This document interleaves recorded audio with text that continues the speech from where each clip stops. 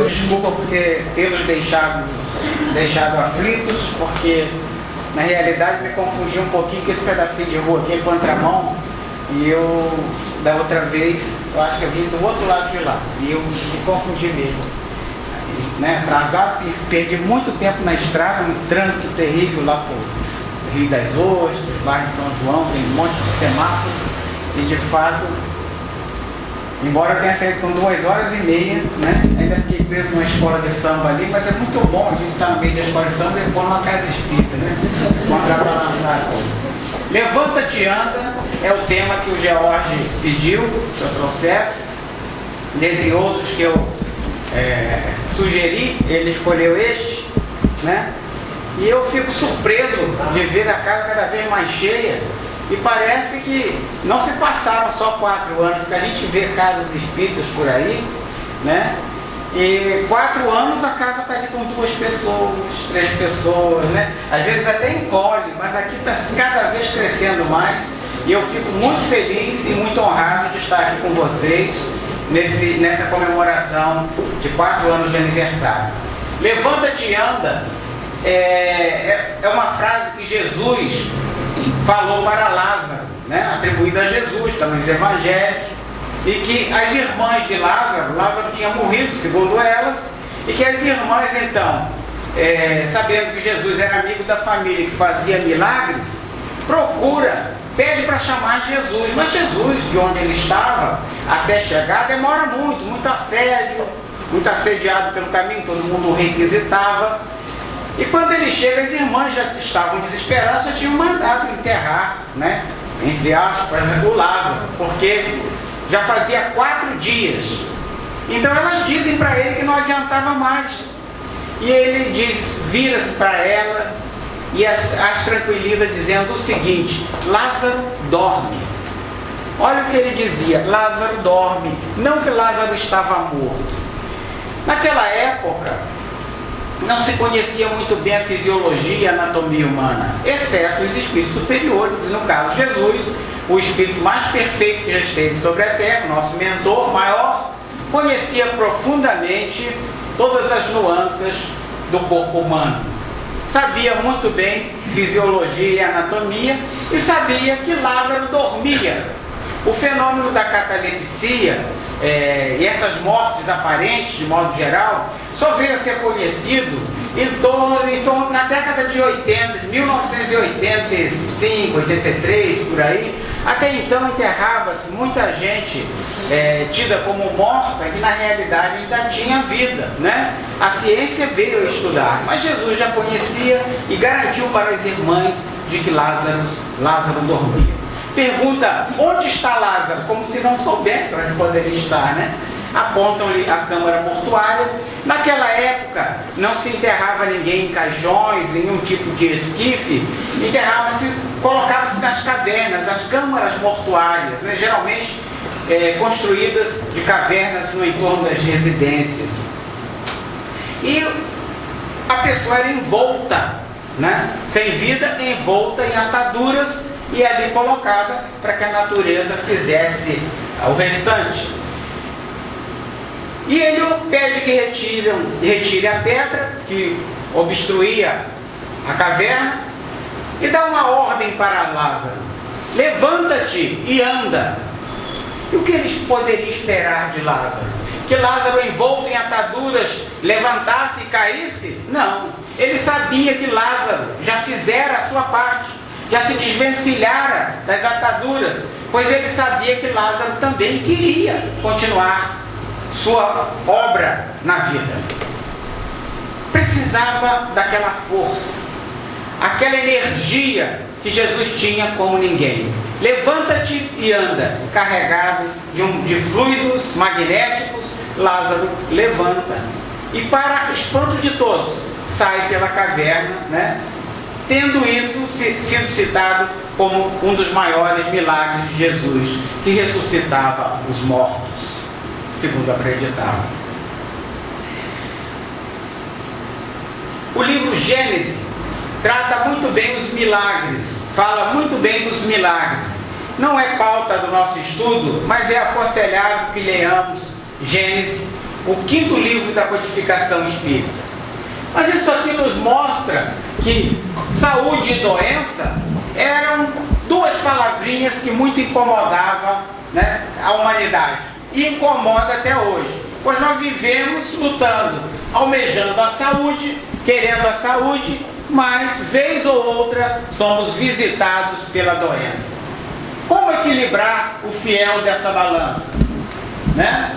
Simbolizamos aqui com uma balança, e para simbolizar a saúde, aqui temos uma maçã. A maçã que ficou injustiçada, principalmente pelas fábulas de Walt Disney, né? É oferecida para uma moça linda, que é quando a morde cai adormecida, né? A maçã ficou com essa fama de má, mas na realidade sabemos que a maçã é uma fruta excelente, né? Suas vitaminas são importantes para nós, seres humanos, né? E do outro lado, simbolizando a doença, nós temos ali um dos famosos sandubas, né? Aquele sanduíchezinho que todos nós gostamos, né? Mas por que está simbolizando a doença? É proibido comer? Não, não é proibido comer. Aliás, esse aí nem tem marca, mas posso lhes garantir que tem 2 hambúrgueres, queijo, alface, tomate, num pão com gergelim, né? Está tudo ali. Mas não é proibido comer não, porque se fosse proibido, né, a Organização Mundial de Saúde não permitiria, e os órgãos que regulamentam esse tipo de comércio no nosso país também não iriam permitir. É permitido sim, só que já está mais do que provado, se nós nos alimentarmos somente desse tipo de alimentação, a gente tende a desequilibrar o nosso corpo, né? Isso está mais do que provado. Contudo, aliás, tudo na vida. Eu acredito também que se o cidadão comer maçã de quando nascer até quando, né, desencarnar, eu acho até que ele vai abreviar um pouquinho ali, porque só a maçã não vai resolver o problema dele, né? É um excelente alimento, mas não é completo, né? Não tem todos os nutrientes que nós necessitamos. Então, equilibrar o fiel dessa balança é o nosso desafio. Saúde e doença. Há outros ícones, outros símbolos que se criou, né? Então temos aqui, por exemplo, o gordo e o magro. O gordo simbolizando a saúde e o magro a doença. Já ouviram isso? Já, né? Certamente alguém já ouviu. Principalmente aqueles que são jovens há mais tempo, como eu, né? Então certamente ouviram que o gordinho era aquele que era saudável. E o magro, ninguém queria nem cumprimentar, porque aquele magérrimo certamente estava doente. Já diziam logo, o cidadão estaria tuberculoso, né? Eu vivi isso na pele, minha gente. Se me permitem, morava no interior, né? Nem ônibus passava, e as pessoas iam visitar a minha mãe, minha família, né? E encontravam meus irmãos, todos gordinhos, cevadinhos mesmo, né? Aí diziam para minha mãe: olha como seus filhos estão gordinhos, todos eles saudáveis, né? E mamãe ficava toda feliz até que eu aparecia. Mas aquele ali está doente. Você não dá comida para Paulo Jorge, não? E eu era magérrimo, amado demais, talvez de carregar meus irmãos nas costas, eu era o filho mais velho, né? Bom, magro demais. Então, as pessoas costumavam ensinar receitas para engordar, para deixar com saúde, né? E davam cada receita absurda para minha mãe, Jorge. Vocês já tomaram leite de égua? Já? Eu já. Disseram para minha mãe que leite de égua servia para engordar, deixava a pessoa saudável. E tome leite de égua, tome leite de égua. Descobri 2 coisas com leite de égua. Primeiro, não engorda. Se engordasse, era botar até obeso de tanto leite de égua, né? Segundo, descobri também porque que o cavalo desmama tão cedo, que o troço é horrível, é ruim demais. Não incluam no cardápio de vocês leite de égua, por favor. Se tiver salgadinho de leite de égua aqui no lanche, qualquer coisa é vida. Bom, mas de fato, isso aí serve para nos mostrar que esses símbolos não funcionam como símbolos da saúde e da doença. Porque pode ser uma pessoa gordinha, saudável, né? Como se preconiza, saudável, mas pode estar também desequilibrada, tem um diabetes, né? Está desequilibrado o seu organismo, né? E ele engordou em função disso, um problema glandular qualquer. Pode ser também um magro saudável, ou pode ser um magro que também doente, também com diabetes desequilibrado, ele pode estar, né, doente por conta de um diabetes ou também de um problema qualquer glandular, né? Enfim, esses símbolos não se prestam para a gente, isso é crendice popular. Saúde, até pouco tempo pensava-se que saúde era ausência de doença. Ah, fulano não tem nenhuma doença aparente, ele está saudável, né? Mas, no entanto, a Organização Mundial de Saúde nos mostra para a gente que não é nada disso. A saúde é a reunião desses bem-estares todos aqui. Bem-estar físico, bem-estar mental e o bem-estar social.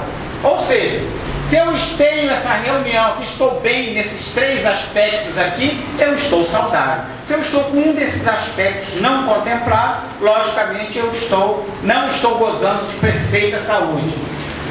O aspecto social.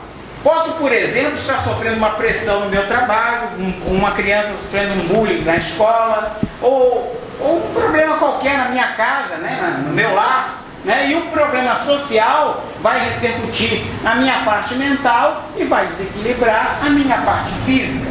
Um problema físico também pode influenciar a minha parte social. Já ouviram dizer que ninguém fica doente sozinho? A família inteira adoece junto? É um fato, né? A parte social também fica comprometida. E aí por diante, nós temos que equilibrar tudo isso aqui.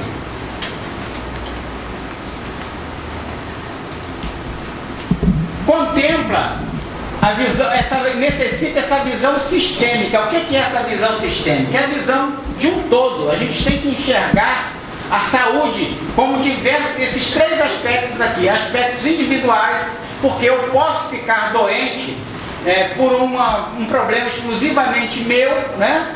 O aspecto social, a própria sociedade pode me levar à doença, ou eu posso desequilibrar até a minha sociedade por um problema meu, e os aspectos ecológicos. Por exemplo, se eu tenho um rio do qual a gente utiliza a água, né, contaminado, logicamente vai contaminar uma população inteira ao longo do rio, né? Então os aspectos ecológicos também influenciam na doença. Por outro lado, uma pessoa doente também pode contaminar todo o meio ambiente, né? E levar essa contaminação para outras pessoas que nada teriam a ver se ele fosse mais precavido, né? Isso é a visão sistêmica, a visão de que nós não estamos sozinhos. Não sei se já contei aqui, mas se eu já contei, como eu sou meio esclerosado, vamos imaginar que talvez algum dos senhores possa ser acometido desse esquecimento. Certa vez em Cabo Frio nós tínhamos um programa de rádio, e nesse programa a gente tinha uma das sessões que era a previsão do tempo, década de 70. E a gente não estava conseguindo acertar uma previsão. As pessoas já estavam querendo nos pegar na porta da rádio, porque saíam do interior para ir à praia, andavam de ônibus, chegavam lá, não deu praia, né? E aí o jeito era ir para a porta da rádio mesmo e descascar em cima da gente. Então, tivemos que mudar o nosso método, buscar com outra fonte, porque aquela fonte que nos fornecia a previsão do tempo não estava, logicamente, atendendo. Aí passamos a acertar. Nisso, a fonte anterior ficou intrigada. Queria saber por que nós estávamos acertando e eles não acertaram. Essa fonte anterior era o Instituto de Meteorologia da Marinha. Tem uma estação de biologia marinha no Arraial do Cabo e eles nos forneciam essa previsão do tempo gentilmente, né? Só que não acertavam uma, né? Acho que é por isso que a Marinha Brasileira, né? Bom, deixa pra lá. Procurem na internet Guerra das Toninhas. Toninhas, não é aquela nossa amiga espírita, não? Não é Guerra das Toninhas. Vocês verão o que eu estou lhes dizendo. Aí, queria saber a nossa fonte. Mas de onde vocês estão conseguindo essas informações mais precisas? Aí nós tivemos que revelar, sob pressão. Né? Era com os pescadores que a gente pegava a previsão do tempo. Porque se tivesse o pescador sentisse, né, na sua respiração no ar, de que tinha uma certa umidade, um certo ventinho que iria soprar daqui a não sei quanto tempo, ele não colocava a sua embarcação no mar. Década de 70, Peter Norton Lawrence, cientista americano, foi incumbido pelo governo dos Estados Unidos de também prever o tempo, né? A exemplo da Marinha brasileira, que não conseguia prever, ele também não conseguiu, né? Recebeu dinheiro e pesquisas, enfim, o governo injetando dinheiro, ele não conseguia. Queria o governo evacuar as cidades próximas ao litoral, à costa dos Estados Unidos, dos dois lados eram muito assolados por furacões, né? E eles queriam saber com antecedência para evacuarem as cidades.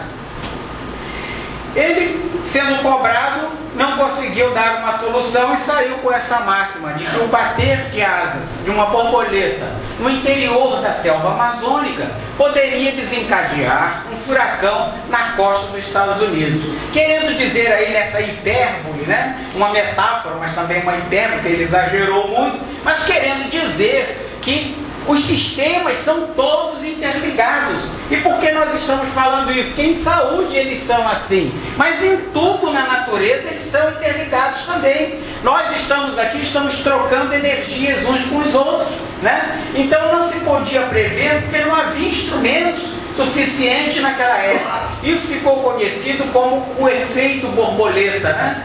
Deu origem a filmes e aí por diante. Então, nós dependemos uns dos outros. Os sistemas perdem energia uns para os outros e ganham também, mas perdem, se deixar ao natural, perdem mais o que chamamos de entropia positiva. Bom, continuando, o conceito de saúde, tal qual o conceito de vida, não pode ser definido com precisão. Os dois estão, de fato, intimamente relacionados. É um conceito também da Organização Mundial de Saúde. Eu sempre coloco no rodapé aqui a referência, tá? A saúde para a ciência, ela se divide em saúde física e saúde mental. A saúde física engloba o funcionamento do corpo, capacidade de realizar trabalho e aí por diante. A saúde mental passa pela autoestima, capacidade de estabelecer relações afetivas, né? Porque eu sou aparentemente saudável, mas se eu não estabeleço relações afetivas, também não sou tão saudável assim, né? O caso, por exemplo, do autismo, que está tão em moda hoje, está mais estudado nas suas mais diversas gradações, são pessoas normais, muitas vezes inteligentíssimas, mas dependendo do grau do autismo, tem dificuldade de estabelecer relações afetivas, né?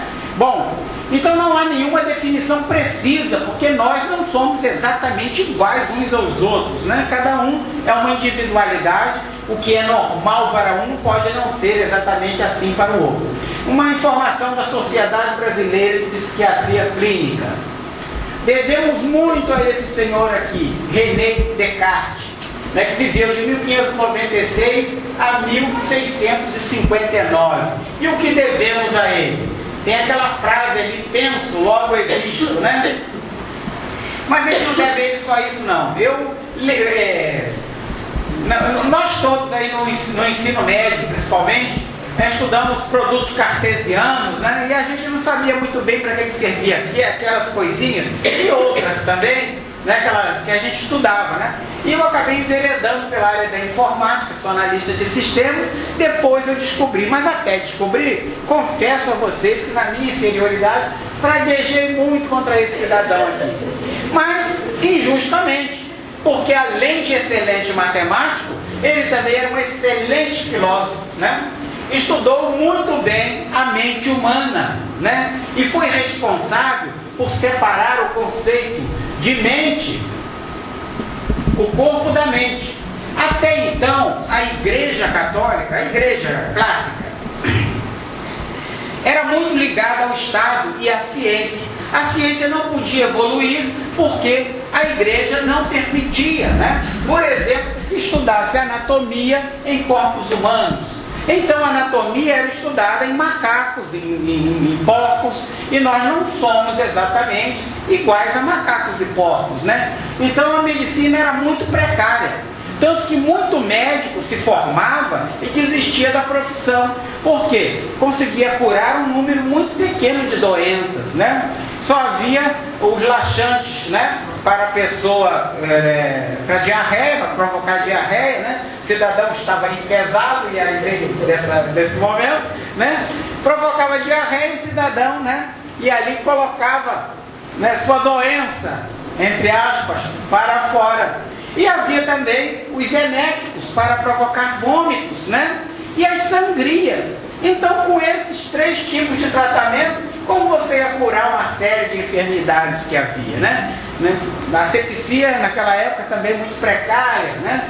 Então, a igreja não permitia que se pesquisassem corpos humanos, até que esse senhor, né, conseguiu separar o conceito de corpo do conceito de mente, onde o corpo era material, feito de matéria, tinha todas as propriedades da matéria, peso, né?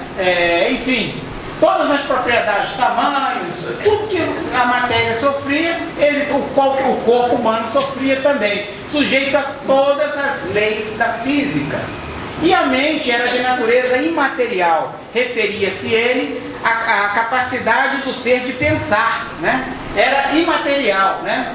E que tudo que existe no mundo, né? Tudo que tinha no mundo, a gente formava na nossa mente. Por exemplo, se eu pego esse microfone se forma na minha mente. A minha mente que é responsável por formar essa imagem desse microfone. O aprendizado, os processos cognitivos também eram relacionados à mente. E uma vez que ele separou esses 2 conceitos, aí permitiram então que se estudasse a anatomia e fisiologia em corpos, né, de desencarnados, já mortos, sem vida física, né? E a medicina teve um avanço enorme a partir daí. Penso, logo existo, devemos a ele. Mas para nós, espíritas, nós temos uns componentezinhos a mais a considerar, né? O corpo não é só corpo e a mente, a parte pensante, ou corpo e espírito. O livro dos Espíritos, em Prolegômenos, nos traz a informação de que nós temos corpo, espírito e perispírito, né? O corpo e o espírito a gente já sabia que tinha, porque as religiões preconizam a sobrevivência dos espíritos, embora deem para eles destinos, né, definitivos, e nós não temos isso. Mas para comunicar com o espírito, que é muito sutil e até, devemos dizer, imaterial, Kardec perguntou aos espíritos no livro dos Espíritos, e eles responderam: imaterial não é o termo, né? Incorpóreo é o termo correto. Mas para nós, que não conseguimos ainda separar nenhuma moléculazinha do espírito para dar uma estudada, né, a gente pode considerar como imaterial, né? E o perispírito é algo semimaterial, né, que serve para comunicar essa parte que a gente tem tão embrutecida, que é a parte material mesmo, matéria bruta, né, fazer com que o pensamento da gente consiga comandar essa máquina, necessita do perispírito. Fizeram várias analogias, prolegômenos, eles utilizam o cacho da uva, né, onde a cepa seria o corpo. A casquinha da uva seria o perispírito. E o conteúdo, a parte que se come da uva, né, seria o que poderíamos fazer uma analogia com o espírito. Isso nos informaram os espíritos em prolegômenos. A gente utiliza outros símbolos, como o caroço do abacate sendo o espírito, a parte mais interna, o perisperma, aquela parte que se come, como o perispírito, e a casca, que é mais rígida, como o corpo físico, né? Ora, são analogias, não era exatamente assim. E será que a gente sabe que desdobra durante o sono? Todo mundo já ouviu isso, sabe que durante o sono a gente vai visitar nossos mentores, né? Na melhor das hipóteses, né? Enfim, de acordo com a nossa sintonia, a gente vai visitar os afins, né? Então, só para a gente pensar em casa, né? No livro Nosso Lar, André Luiz fala também de um desdobramento dele para visitar a mãe. Ora, quando a gente está dormindo, nós, em casa, desdobramos. O que é desdobrar? Você deixar uma parte e levar a outra, né? Isso é que é desdobrar. Você deixa seu corpo físico, leva seu perispírito, seu espírito, né? Isso você desdobrou, né? Teve a emancipação da alma. Um dos fenômenos durante o sono. André Luiz queria muito ver sua mãe, no livro Nosso Lar. Então, ele não pôde ver, porque informaram para ele que a mãe estava num plano superior e ele não podia ascender até lá. Tampouco a mãe poderia descer, né, até onde ele estava. Então estabeleceu-se que ele seria desdobrado durante o sono e que numa parte intermediária a mãe também ia se desdobrar e eles iriam se encontrar e ali se daria esse encontro, mataria a saudade e aí por diante. Está no livro, né? Ora, pergunta aos senhores, se ele já tinha desencarnado, portanto seu corpo físico já deixado na Terra, né? E o que ele desdobrou? Né? É sinal que esse perispírito, ele tem outras camadinhas a mais, né? Tem uma palestra que a gente fala sobre isso, né? O Homem Integral, é até baseado no livro de Joana de Ângeles, né? Que se fala de MOB, né? Modelo Organizacional Biológico. É um modelo que fala das diversas camadas que a gente tem, diversos corpos que são camadas que a gente tem no perispírito. Não tem como a gente discorrer sobre isso aqui, mas só para despertar a curiosidade dos senhores e senhoras. Então, nosso processo de doença e o nosso processo de saúde passa por tudo isso aqui, né? Pelo espírito, pelo perispírito e pelo corpo, né? E vamos ver mais à frente. No livro Gênesis, sabemos que nós somos emanações divinas. Como pregam também nossos irmãos católicos e protestantes, que nós fomos criados por Deus, nós espíritas também acreditamos. Fomos criados por Deus, sim, só que não ao mesmo tempo o corpo e o espírito, como eles acreditam. Respeitamos, mas não compactuamos dessas ideias. Somos criados através de dois princípios: o princípio inteligente e o princípio material. Tudo isso está no livro A Gênese, de Allan Kardec, tá? O princípio inteligente dá origem ao princípio espiritual e o princípio material ao fluido cósmico universal que a gente tanto fala, que há por toda parte. Ora, de dois princípios sutis dá origem a algo mais que a gente conhece mais que esse fluido cósmico universal. Esse fluido informa os espíritos de que ele está por toda parte. É uma modificação do princípio material, está por todo o universo.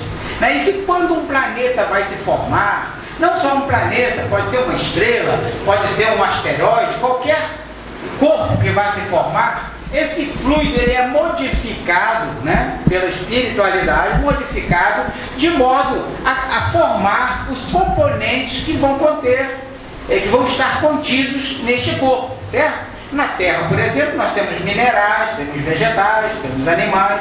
Para formar esses elementos, são modificações desse fluido cósmico universal. Portanto, esse fluido que formou a Terra não é necessariamente igual ao fluido que formou Marte, né? Deve ser naturalmente diferente, dada a diferença desses corpos celestes. Então, desse fluido, ele também vai se especificando, se especializando em matéria bruta e fluido vital, né? É uma especialização. A matéria bruta dá origem a quê? Dá origem às rochas, né? As rochas só precisam de matéria bruta. O fluido vital serve para animar a matéria. Vou botar logo o slide inteiro aqui. E o fluido vital, para animar a matéria, por exemplo, para formar os vegetais, só precisa disso aqui, né? E para formar os seres humanos? Ora, nós precisamos de mais. O ser humano ele precisa dessa parte que forma os vegetais, os animais, né, também precisam, né? Mas o ser humano precisa do espírito. E o perispírito para que serve? Para que serve? Além de se comunicar o espírito com o corpo, ele também serve para dar forma ao seu corpo, né? A forma que a gente leva quando desencarna é do perispírito. Para que a gente precisa isso? Ora, se nós não tivéssemos um perispírito, a gente ia levar para lá e ia ser disforme. Então aqueles que estão desencarnados não iam nos conhecer. Por outro lado, quando há uma materialização, onde pessoas comuns conseguem visualizar espíritos, são espíritos que elas visualizam? Não. Então o perispírito impregnado impregnados de um determinado fluido, né, doados por um médium, né, que eles visualizam, né? Então o perispírito é necessário por isso. Isso nos mostra o seguinte: quando perece o corpo físico, uma pequena parte a gente leva, que é o perispírito, e o espírito não perece, perece a parte material, contudo o perispírito vai, porque a gente ainda é pouco avançado. À medida que nós vamos evoluindo mais, a gente vai deixando isso aqui mais etéreo, até que em dado momento a gente não vai mais nem precisar dele, né? Por hora a gente já precisa muito. A doença vem do latim dolentia, quer dizer padecimento. Designa em medicina e outras ciências da saúde um distúrbio das funções de um órgão da psique, ou seja, do pensamento, do organismo como um todo, que está associado a sinais e sintomas. Ora, mas está sempre associado a sinais e sintomas? Está. Mas por que uma vez a pessoa... Há doenças que a pessoa não manifesta sintomas? Manifesta sim, gente. Só que a gente não consegue detectar. Precisa um especialista, né? Ou às vezes nem um especialista consegue, porque o ferramental dele ainda não está adequado, né? Mas toda doença está associada a sintomas, né? Resulta da consistência da perda da homeostasia. Que é homeostasia? Equilíbrio. A perda do equilíbrio, né, leva à doença, qualquer organismo vivo. E pode ser causada por fatores externos. Um exemplo, as infecções, uma bactéria, peguei no meio externo. Fatores internos, as doenças autoimunes. Temos aí as artrites, reumatoides, lúpus, uma série de doenças, né, autoimunes, que o próprio corpo, tentando combater, né, determinados corpos, ele provoca uma doença, ele acaba agravando sem querer, mas acaba agravando. São as chamadas doenças autoimunes. Fatores espirituais, aqui é que é a nossa praia, né, que diferencia da ciência comum. Que fatores espirituais são esses? As obsessões tão famosas, né? Quem não foi vítima ou não é vítima de uma obsessão, né? Quem não tem ali um anjo da guarda faz obsessão? Não. Esse é protetor. Mas se a gente tem algo bom nos intuindo, a gente tem do outro lado alguém que quer ver a nossa queda, né? Às vezes só um espírito brincalhão, às vezes um inimigo que fizemos noutra vida. Isso provoca doença? Provoca. Começa com uma obsessão simples. E o que é uma obsessão simples? Uma coisinha banal que tem que deixar para lá? Não, não é não. A obsessão simples são ideias colocadas na nossa cabeça por espíritos maus. Só espíritos maus provocam obsessão. E essa obsessão, essas ideias colocadas, são ideias que o obsidiado tem a certeza de que não é dele. Né? Ele sabe que não é dele. Aquele pensamento veio na cabeça dele, mas ele tem certeza de que não lhe pertence.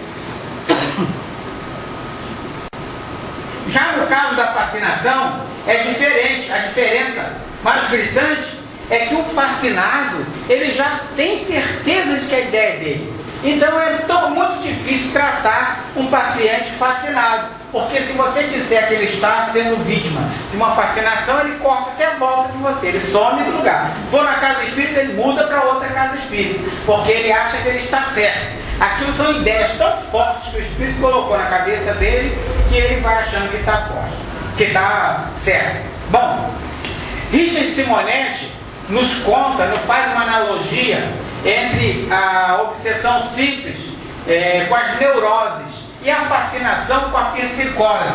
E conta no seu livro, Quem Tem Medo da Obsessão, que o neurótico é aquele que constrói castelo nas nuvens, né? A ideia é colocada na cabeça dele, ele constrói castelo nas nuvens.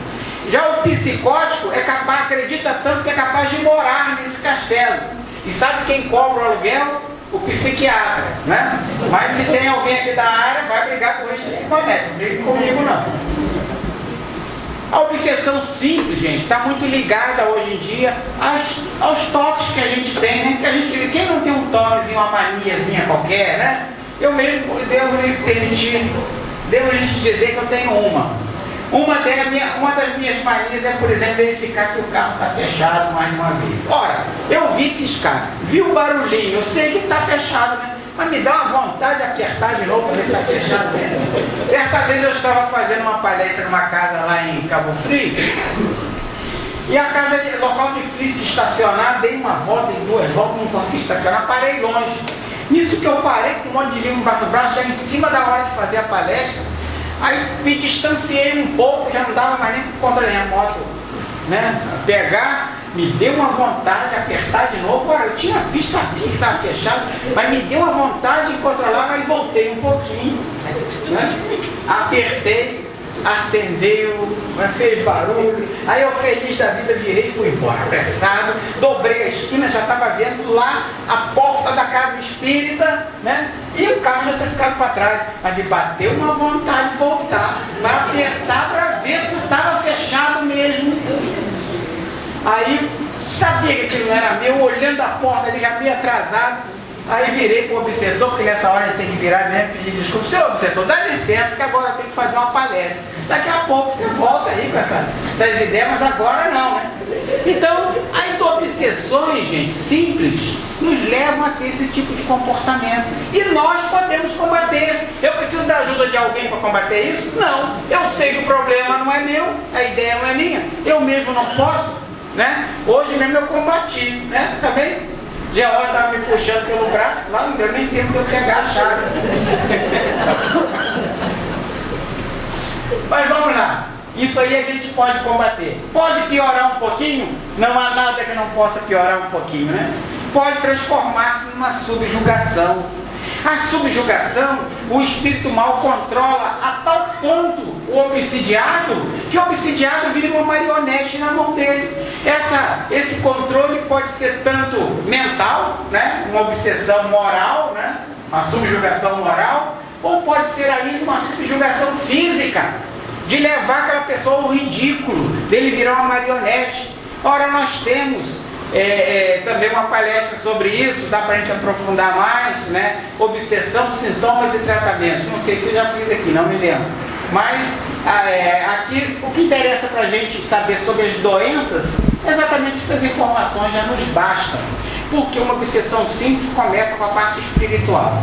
Vai te martelando, martelando, martelando. Pode agravar, transformar-se numa fascinação, atingir o seu perispírito, e uma vez que atinge o seu perispírito, pode atingir o seu corpo físico, e aí, atingindo o corpo físico, minha gente, procurem ajuda médica ou das ciências paramédicas, né? Que tanto auxiliam, né? E procurem também ajuda espiritual. O estresse é prejudicial, o que vocês acham? Leva a doença? Leva, né? Claro que leva. Mas vamos imaginar aqui que na nossa casa a gente tem queijo. E nesse queijo vem um rato para roer, né? Toda noite aquele rato. E a gente já está injuriado com aquele rato, quer exterminar o rato, sumir com o rato ali. O que a gente faz? Ratoeira. Uma ratoeira, nós que somos espíritas, a ratoeira de hoje não prende só o rato, ela corta o rato no meio, vamos dar uma chance pro bichinho. A gente arruma um gato, que é o predador natural do rato, né? E aquele gato está ali, o rato não sabia, foi roer o queijo. Imaginemos que esse rato seja acuado num canto por esse gato. O que vai acontecer com o rato? Vai ficar estressado, né? E como se manifesta o estresse no rato? Seus pelos vão se eriçar, seus olhos vão ficar esbugalhados, ele vai urinar, né? Vai vomitar, vai defecar, né? Seus membros inferiores vão ser mais irrigados pelo seu aparelho circulatório, né? Comandado pelo seu minúsculo cérebro, de modo que ele fique com os membros mais fortalecidos, que a primeira tentativa dele vai ser escapar. Seus olhos abertos assim, para que ele ache um caminho mais fácil. Mas se ele não achar, o que acontece? Ele ataca o gato, mas ataca mesmo, né? Então, vamos imaginar que ele tenha escapado. Meia hora depois, aquele rato que saiu dali super estressado, né? Volta tranquilamente, seus pelos estão normais, seus olhos estão normais, né? Tudo direitinho para roer o queijo. O gato já foi para a rua, que gato adora uma rua, né? Então, com a gente acontece isso? Não. Com a gente não. Se a gente tiver acuado por um cachorro, por exemplo, né, um bicho maior, o que vai acontecer com a gente? A gente pode ser até que venha a defecar, urinar, vomitar, né? Mas os pelos vão se eriçar, os meus menos, que eu tenho menos pelo. Mas quem tem mais pelo, né, vai ficar bem uriçado, parecendo ali um kiwi, né? esbugalhados, os membros vão ganhar mais força. Já ouviram dizer que o cara estressado, ele ganha força que ele não sabia que tinha, né? Falam isso às vezes das pessoas que estão com distúrbio qualquer mental, que eles ganham esse tipo de força, exatamente porque o cérebro comanda, né, irriga mais os órgãos que ele precisa para ele conseguir escapar. Mas meia hora depois, será que ele vai estar normalzinho? Vai conseguir fazer uma palestra? Dificilmente, né? Ele vai estar estressado, não vai conseguir. Então, se com a gente acontecesse com o borracho, estaria bom. Mas é como um carro, por exemplo. A gente quer fazer uma ultrapassagem. O carro foi feito para rodar, sei lá, 4.000 rotações por minuto, o motor dele. Aí você, para ultrapassar, é obrigado a chegar a 5.000 rotações por minuto. Você faz a ultrapassagem. Vai lá na frente, se reduz de novo para as 4.000. Né? Vai desgastar o motor do carro? Não. Mas o nosso motor, ele funcionando aceleradamente muito tempo, desgasta. E aí é que mora o perigo, né? Aí é que a gente adoece. Então, o estresse é prejudicial. Os excessos causam doença? Temos ali um excesso de peso no burrinho, né? O cara botou peso demais. Mas os excessos estão lá na questão 714, onde os espíritos asseguram que prejudica não só a parte espiritual, como também, não só a parte física, como também a parte espiritual do ser, né? E os vícios? Não precisava nem a gente falar, mas vamos falar assim mesmo, só para ressaltar. Os vícios prejudicam, claro que prejudicam. Questão 913, onde os espíritos nos afirmam que por trás de todo vício está o egoísmo, né? A maior chaga, né? O orgulho e o egoísmo são as maiores chagas da humanidade. E por trás de todo vício, esse egoísmo está presente e o orgulho também, né? Então, devemos combater os vícios. Como prevenir as doenças, hein? A gente já viu aqui uma série de maneiras de adoecer, uma série de aspectos da doença, né? E como que a gente combate? Exercício físico é bom? Se não chover, então, beleza, né? Mas quando chove dá uma preguiça, né? De andar, de caminhar. Às vezes a gente vai até a praça para caminhar e tudo, mas chega ali, dá até vontade de pagar alguém para caminhar para a gente, né? Mas não faça isso não, caminhe, né? É muito bom o exercício físico. Alimentação saudável, tá ali o moço comendo uma maçãzinha, nem caiu desmaiado nem nada, é muito bom, muito saudável. Ali a reunião também gastronômica, tá ali a pessoa comendo um glacê, mas glacê faz bem? Ora, gente, nada assim, né, aos pouquinhos, né, nada saudável, aos pouquinhos vai fazer mal, tudo dosado, né? Você comer também uma coisa saudável demais, você vai passar mal certamente. Mas as reuniões gastronômicas têm um efeito colateral maravilhoso, que é de promover o convívio. Nós convivemos uns com os outros, a gente precisa desse convívio. E pelo Facebook ainda não deu para mandar aí uma fatia de bolo, né? Só mesmo pessoalmente, né? Porque o dia que tiver o bolo e o passe, né? E tudo ali na frente, eu acho que vai esvaziar um pouquinho a casa espírita, né? Gente, é muito bom conviver. Convivam. A convivência faz milagres, faz até sogra se dar com nora, genro com sogro e aí por diante, é uma maravilha. Conviver é muito bom. Para gostar da pessoa, primeiro a gente tem que conhecer. Se a gente não conhece, a gente nunca vai gostar efetivamente de ninguém. Só consegue gostar de quem conhece. A limpeza, gente, é fundamental. Mas qual limpeza a gente está falando? Será que essa limpeza aí dessa cozinha, ainda bem que eu não olhei para dentro de uma cozinha dessa, eu não passava mais nem na porta, né? Mas não é dessa limpeza, nós estamos falando aqui da limpeza mental. De que adianta, por exemplo, estar aqui, sentado aqui, né? E com uma raiva danada do Vasco, que ganhou hoje o Fluminense, né? Adianta, né? Ou uma raiva danada do Flamengo, que está lá atrás, né? Muda de time, gente, mas não fique com raiva não, se atrapalha, né? A limpeza mental, a gente tem que levar a nossa casa saneada para o local onde a gente está, né?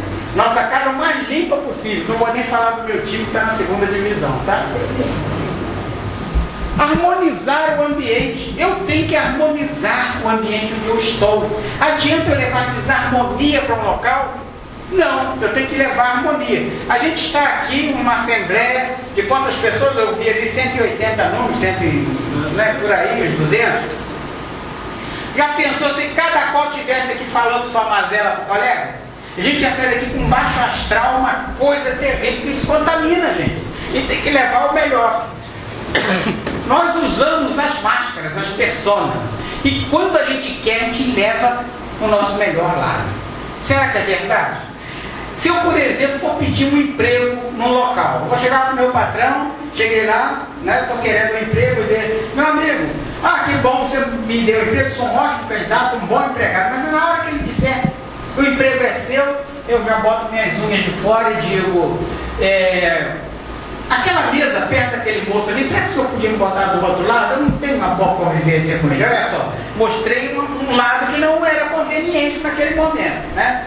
Ainda tem mais, eu acordo tarde, será que dá para eu chegar aí uns 15 minutos, meia hora atrasado? Você acha que a pessoa vai me dar emprego assim? Não vai. Eu tenho que levar o melhor de mim. Nessa situação, a gente leva o melhor da gente. Se a gente leva o melhor da gente nessas situações da vida, por que não levar nas situações a gente se reúne com um propósito elevado? A gente tem que levar o melhor lado. Todos nós temos os dois lados, o joio e o trigo. Mas o segredo da coisa, já que a gente não pode arrancar o joio, é deixar o trigo crescer, gente. Leva o trigo, mostra o trigo. Deixa o joio bem escondidinho. Não é mesmo? O descanso é maravilhoso, mas não é ócio não, aquilo ali é um ócio, não é um descanso, né? Está na lei do trabalho. A lei do trabalho prega o descanso. Nós temos que descansar, né? Está lá na lei do trabalho. Vem para cada um a um tempo, cada qual sabe o seu momento de descansar. Tem gente que basta 10 minutos de sono, né? Para dar uma descansadinha, relaxar. Tem gente que dorme um dia e não fica relaxado, né? Cada qual tem o seu tempo. A aposentadoria, cada qual tem o seu tempo, né? Logicamente o governo quer jogar sempre para lá, porque o tempo do governo é assim que funciona, né? Como que eu vou combater as doenças se eu já estou doente, né? Como eu devo combater? Tem que procurar uma maneira. Será que promessas adiantam? Hein? Adianta promessa? Não, né? Promessa não adianta não. Principalmente aquela promessa que na realidade é mais chantagem do que promessa, né? Aquela que a pessoa faz geralmente pro outro para cá. Bom, certa vez eu estava vendo um programa jornalístico, faz muito tempo, e a repórter, né, estava entrevistando um moço subindo a escadaria da Penha. Ele estava lá no início ainda, de joelhos, né? E a empregada pergunta, mas moço, por que o senhor está subindo de joelhos a escadaria da Penha? Ó, gente, é degrau que não acaba mais. Quanto? Está vendo? Tem gente aqui que já subiu de joelho também. 365 aqui me informaram, já disseram até que é um para cada dia do ano, né? Bom, não sei se é verdade, mas estão lá os degraus e aqui o próprio local é muito lindo, vale a pena visitar, mas não subam de joelhos não, né? Então o moço estava subindo de joelho, pergunta a ela, mas por que o senhor está fazendo isso? Para pagar uma promessa que a minha mãe fez, né? A mãe que fez, ele estava ali pagando, né? Eu não andava, moço, e a minha mãe fez uma promessa que se eu andasse, eu ia subir essa escadaria toda de joelhos, né? E eu estou aqui pagando, rindo de uma orelha a outra, né? Aí estava lá, mas demorou a beça, ela foi subindo na frente, ficou lá esperando. Daqui a pouco, demorou, e chega ele lá em cima, né? Tentando ainda esboçar um sorriso entre as lágrimas, né? Aí ela se aproxima, que bom que o senhor conseguiu subir, eu consegui, estou feliz da vida, moço. Consegui cumprir a promessa. Já que o senhor chegou, gostaria de entrevistar, vamos caminhar até ali, a gente senta ali que quero fazer uma entrevista com o senhor. E ele até tentou levantar, mas olha só, já não conseguia mais andar, né? A promessa foi porque ele tinha recuperado a capacidade de andar, chegou lá e já não andava mais. Talvez outra promessa, quem sabe? Promessa assim de fato não adianta não. Isso aí é até uma chantagem, né? E olha, gente, que nós espíritas às vezes não ficamos muito longe não, né? Às vezes por falta de cautela, a gente sabe, mas na hora H dá uma escorregadazinha e acaba botando o Dr. Bezerra de Menezes contra a parede, né? São Francisco de Assis contra a parede, né? Dando uma apertada neles como se eles pudessem resolver o nosso problema. A gente vai ver aqui que eles não conseguem resolver o nosso problema não, nós é que conseguimos, né? Então a gente vai ver um pouquinho mais à frente. Agora eu lhes garanto que promessa adianta sim. Se eu, por exemplo, prometer que eu não vou mais apertar a chave do carro para verificar se está fechado, eu não posso cumprir? Posso. E uma vez que eu cumpra e me livre desse problema, né? Eu não posso fazer outra promessa para outra coisa, só que eu dou um conselho: nunca prometa algo muito lá longe, porque se você falhar vai lhe dar uma frustração danada, né? E desanima mesmo, né? Então, promessas curtas para coisas que você mesmo possa cumprir. Não bota espírito de luz, não, espírito de luz não quer nem saber de promessa sua, não. Sai e te deixa no sufoco. Promessa adianta nesse sentido. Procure um especialista. Gente, se o problema é espiritual, comecei com uma obsessãozinha assim, vale a pena eu conversar com alguém? Vale. Vale a pena eu procurar meu líder religioso? Vale. Na minha casa espírita, na igreja qualquer que eu frequente, procure seu líder religioso, converse com alguém, né? Cada qual tem sua crença, e por trás de toda religião séria tem sempre espíritos de luz ali auxiliando aquelas pessoas, né? Muitas vezes adotando outros nomes, mas estão lá, né? Se o problema é físico, o que eu faço com o problema físico? Vou procurar um especialista. Adianta eu ir lá tomar água fluidificada, a gangrena está lá, arrebentando minha perna, e eu estou na água fluidificada, vai resolver meu problema? Não, porque passou de um problema espiritual, contaminou o meu perispírito, contaminou o meu corpo físico. Quem cuida de corpo físico é a ciência médica. Não adianta procurar outra, né? Quem cuida da parte espiritual, o médico sabe cuidar? Se ele for espírito, né? Também sabe. Mas se ele não for, se ele for espiritualizado, né? Ele também sabe. E se ele não for, certamente eles mesmos até hoje em dia já até recomendam que a gente procure, porque a ciência hoje em dia abriu os olhos, viu que ela tem que ter visão holística.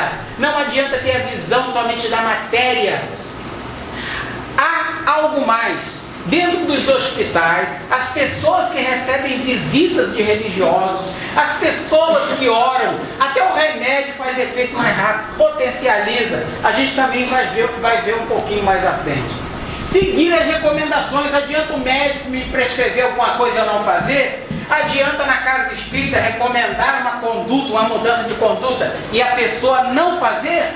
Não adianta. É muito comum a gente vir para caminho do centro, não correndo igual eu vim hoje, porque hoje se alguém me chamasse na rua eu nem pararia, mas alguém nos puxar pelo braço.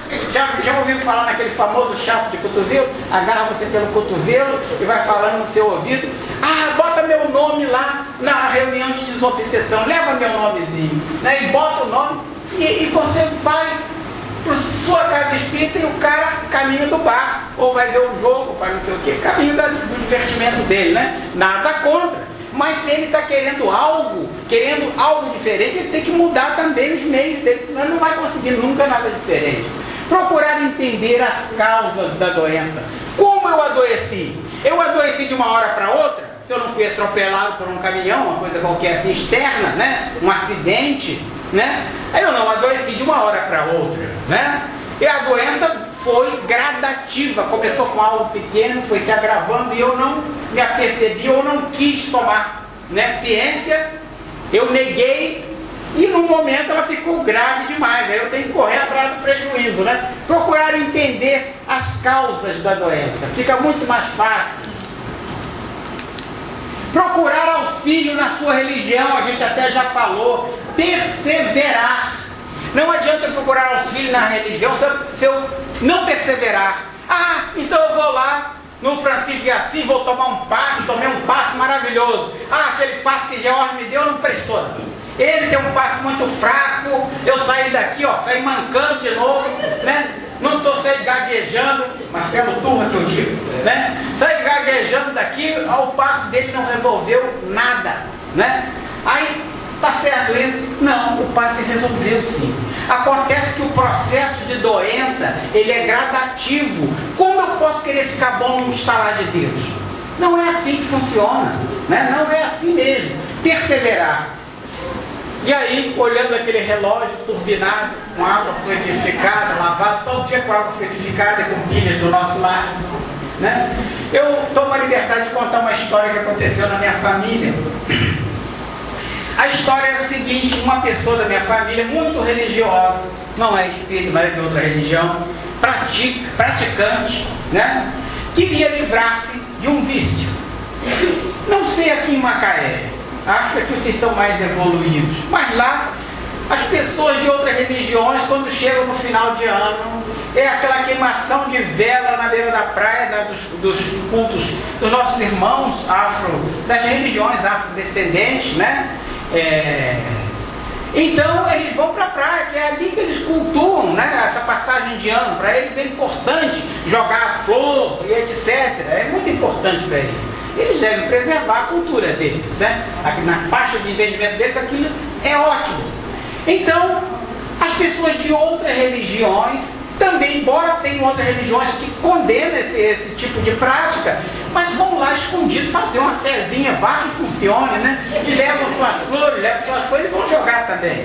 E assim foi essa minha familiar lá, se esgueirou entre aqueles irmãos, aquelas velas acesas e tal, os irmãos dançando ali, e ela se esgueirou entre eles, entrou na água, na Praia do Forte, aquela água serena, com a marolazinha abaixo, até a canela, né?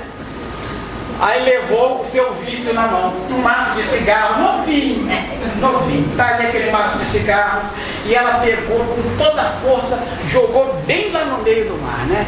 Aí fechou os olhos, porque ela era uma pessoa de muita fé, orando com muito fervor e tal. Aí daqui a pouco tá aquele negócio batendo na canela dela.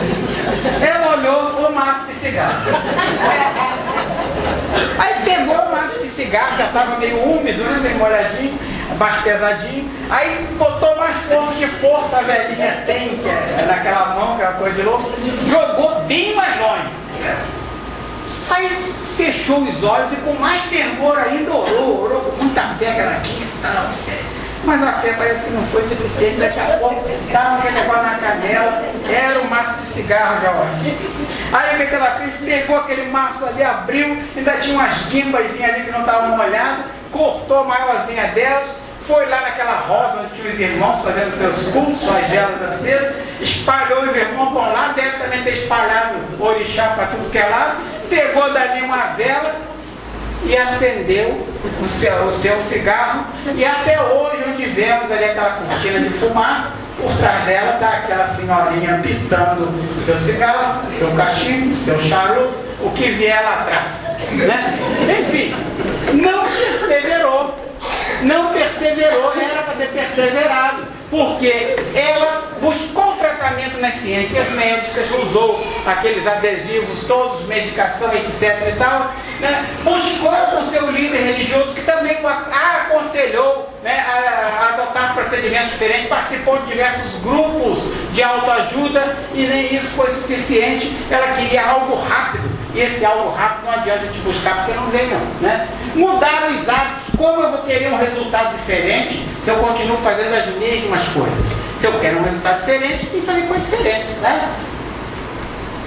Quando a gente está desesperado, doente, até quem não é religioso vira religioso. As pessoas adoram se consultar, ainda mais com o espírita, né? Pegam lá, já querem saber uma opinião, uma coisa. É legal isso. É uma oportunidade que a gente tem, né, de falar alguma coisa a mais, né, um conhecimento a mais para aquela pessoa. Não se deve falar nada que ninguém queira ouvir, mas se a pessoa pergunta, né? Bom, então a pessoa se desespera, até quem não é religioso vira religioso, né? Está aqui no encarnado, espírito, perispírito, corpo físico. Aí dirige-se a Deus, todo mundo quer que Deus resolva os problemas, o famoso segura na mão de Deus e vai, né? Vai de qualquer jeito, querendo que Deus resolva todos os problemas da vida que ele botou a perder. Não podendo interferir diretamente com ele, que está desesperado, o que faz? Vai intuir os espíritos, aqueles espíritos que estão ao nosso lado, nossos anjos da guarda, nossos mentores. Esses espíritos conseguem se comunicar conosco, botar ideias boas na nossa cabeça. E essas ideias nos vêm por ondas e pensamentos mentais, né? Pensamentos, ondas mentais. Essas ondas se comunicam, né, de perispírito a perispírito com a gente aqui, né? E essa ressonância a gente começa a adotar ideias diferentes. Eu quero mudar alguma coisa. E quando a gente começa a despertar essas ideias boas, a gente toma uma iniciativa. E essa iniciativa nos leva a uma ação.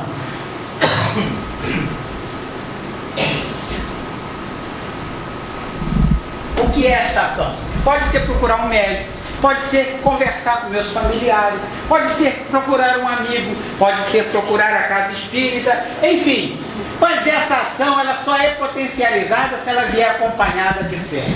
Por isso, minha gente, dizem, está já provado, que quem tem fé consegue potencializar, né, a sua cura, consegue de fato fazer com que até a medicação faça efeito mais rapidamente do que outra medicação qualquer. Então a fé é de suma importância, devemos cultivar a nossa fé. Levanta-te e anda é o nosso tema, foi a frase que Jesus adotou para Lázaro, né? Para que ele ganhasse ali uma forcinha a mais, para sair daquela câmara mortuária e andasse até as suas irmãs. Mas levanta-te e anda nos remete a outra história.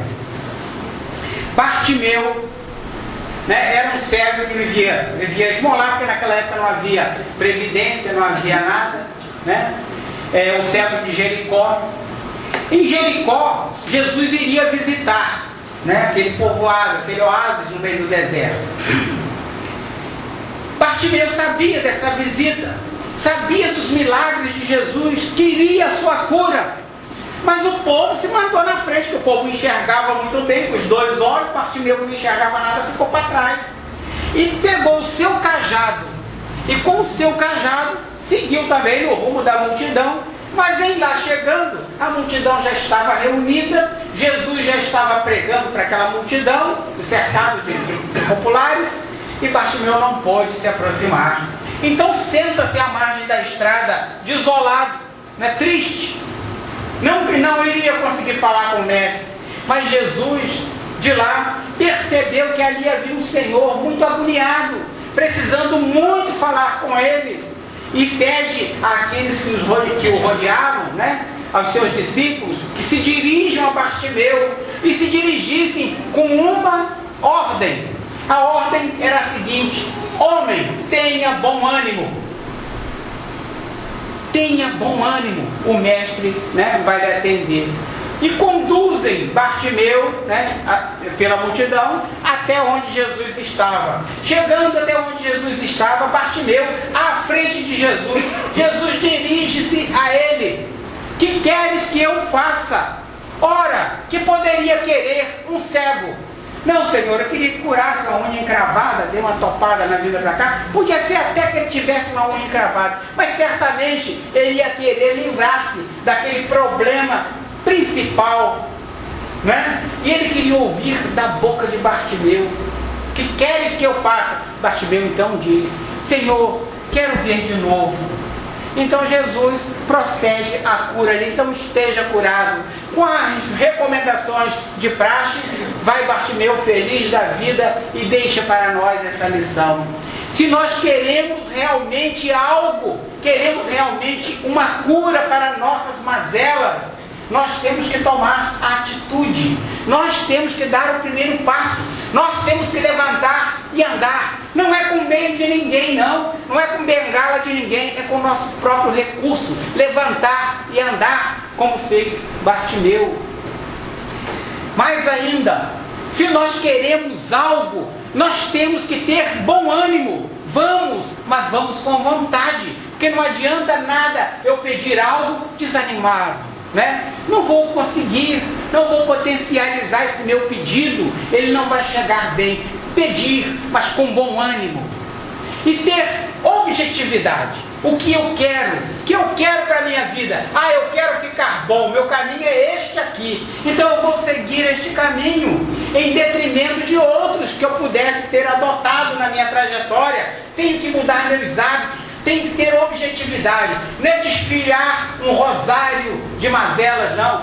Tem isso aqui, tem uma dorzinha nas costas, uma lombalgia, tem não sei o que lá. Qual o seu problema principal? Às vezes o problema está dentro de você e você não se apercebeu, não se tocou, porque é mais fácil a gente ver o problema fora da gente do que olhar para dentro de nós mesmos e ver esse problema dentro de nós, que é onde ele geralmente se inicia.